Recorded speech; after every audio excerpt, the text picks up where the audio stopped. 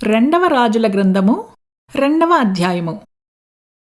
మరియు ఏలీయా దుప్పటి కింద పడగా అతడు దాని తీసుకొని యోర్దాను ఒడ్డునకు వచ్చి నిలిచి ఒంటి మీద నుండి క్రింద పడిన ఆ దుప్పటిని పట్టుకొని నీటి మీద కొట్టి, ఏలీయా యొక్క దేవుడైన యెహోవా ఎక్కడ ఉన్నాడనెను. అతడు ఆ దుప్పటితో నీటిని కొట్టగా అది ఇటు అటు విడిపోయినందున ఎలీషా అవతలి ఒడ్డునకు నడిచిపోయెను. యెరికో దగ్గర నుండి కనిపెట్టుచుండిన ప్రవక్తల శిష్యులు అతని చూచి, ఏలీయా ఆత్మ ఎలీషా మీద నిలిచియున్నదని చెప్పుకొని అతనిని ఎదుర్కొనబోయి అతనికి సాష్టాంగ నమస్కారము చేసి అతనితో ఇట్లనిరి, ఇదిగో, నీ దాసులమైన మా యొద్ద 70 మంది బలముగలవారున్నారు. మా మీద దయయుంచి నీ గురువును వెదకుటకు వారిని పోనిమ్ము. యెహోవా ఆత్మ అతనిని ఎత్తి ఒక పర్వతము మీదనైనను లోయయందైనను వేసి ఉండునేమో అని మనవి చేయగా అతడు ఎవరినీ పంపవద్దనెను. అతడు ఒప్పవలసినంత బలవంతము చేసి వారతని బతిమాలగా అతడు పంపుడని సెలవిచ్చెను. కనుక వారు 70 మందిని పంపిరి. వీరు వెళ్ళి 3 దినములు అతనిని వెదకినను అతడు వారికి కనపడకపోయెను.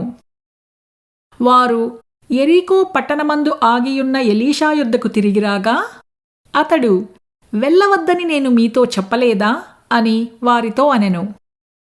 అంతటా ఆ పట్టణపు వారు, ఈ పట్టణమున్న చోటు రమ్యమైనదని మా ఏలినవాడవైన నీకు కనపడుచున్నది కాని నీళ్లు మంచివి కావు. అందుచేత భూమియు నిస్సారమయ్యున్నదని ఎలీషాతో అనగా అతడు, కొత్త పాత్రలో ఉప్పు వేసి నా యొద్దకు తీసుకుని రండని వారితో చెప్పెను.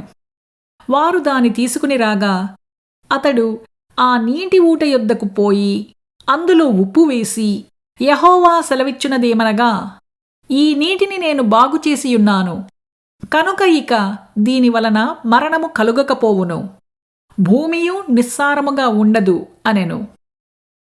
కాబట్టి నేటి వరకు ఎలీషా చెప్పిన మాట చొప్పున ఆ నీరు మంచిదై ఉన్నది. అక్కడి నుండి అతడు బేతేలునకు ఎక్కి వెళ్ళెను.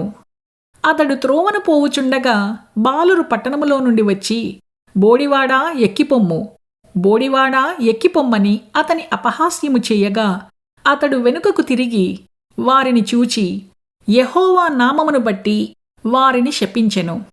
అప్పుడు 2 ఆడు ఎలుగుబంట్లు అడవిలో నుండి వచ్చి వారిలో 42 బాలురను చీల్చివేసెను.